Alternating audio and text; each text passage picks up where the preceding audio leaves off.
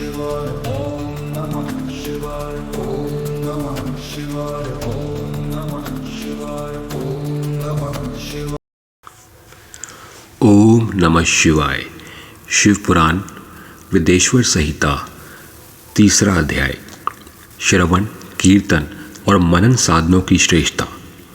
व्यास जी कहते हैं, सूत जी के वचनों को सुनकर सभी महर्षि बोले, भगवान आप वेद तुल्य अद्भुत एवं पुण्यमय शिव पुराण की कथा सुनाइए। सूत जी ने कहा, हे महर्षिगण, आप कल्याण में भगवान शिव का स्मरण करके वेद के सार से प्रकट शिव पुराण की अमृत कथा सुनिए। शिव पुराण में भक्ति, ज्ञान और वैराग्य का गान किया गया है।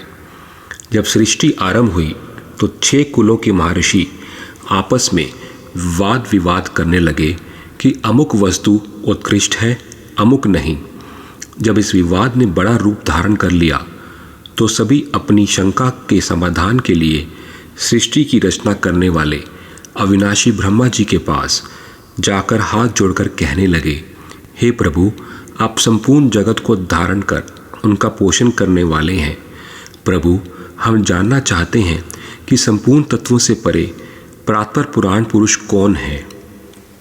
ब्रह्मा जी ने कहा, ब्रह्मा, विष्णु, रुद्र और इंद्र आदि से युक्त संपूर्ण जगत समस्त भूतों एवं इंद्रियों के साथ पहले प्रकट हुआ है। वे देव महादेव ही सर्वज्ञ और संपूर्ण हैं। भक्ति से ही इनका साक्षात्कार होता है, दूसरे किसी उपाय से इनका दर्शन नहीं होता। भगवान शिव में अटूट भक्ति मनुष्य को संसार बंधन से मुक्ति दिलाती है। भक्ति से उन्हें देवता का कृपा प्रसाद प्राप्त होता है। जैसे अंकुर से बीज और बीज से अंकुर पैदा होता है, भगवान शंकर का कृपा प्रसाद प्राप्त करने के लिए आप सब ब्रह्म ऋषि धरती पर सहस्रों वर्षों तक चलने वाले विशाल यज्ञ करो। यज्ञपति भगवान शिव की कृपा से ही विद्या के सार तत्व साध्य साधन का ज्ञान प्राप्त होता है। शिव पद की प्राप्ति साध्य और उनकी सेवा ही साधन है तथा जो मनुष्य बिना किसी फल की कामना किए उनकी भक्ति में डूबे रहते हैं वही साधक हैं। कर्म के अनुष्ठान से प्राप्त फल को भगवान शिव के श्री चरणों में समर्पित करना ही परमेश्वर की प्राप्ति का उपाय है तथा यही मोक्ष प्राप्ति का एकमात्र साधन है। साक्षात महेश्वर ने ही भक्ति के साधनों का प्रतिपादन किया है।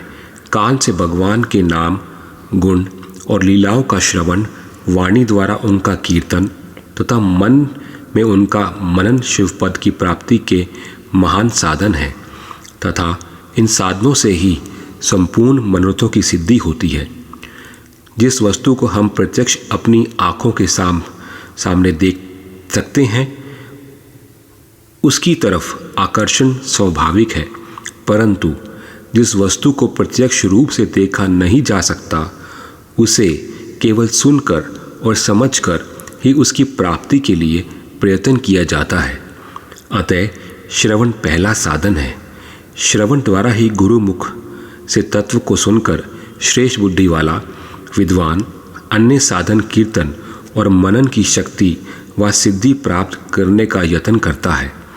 मनन के बाद इस साधन की साधना करते रहने से धीरे धीरे भगवान शिव का संयोग प्राप्त होता है और लौकिक आनंद की प्राप्ति होती है। भगवान शिव की पूजा, उनके नामों का जाप तथा उनके रूप गुण विलास के हृदय में निरंतर चिंतन को ही मनन कहा जाता है।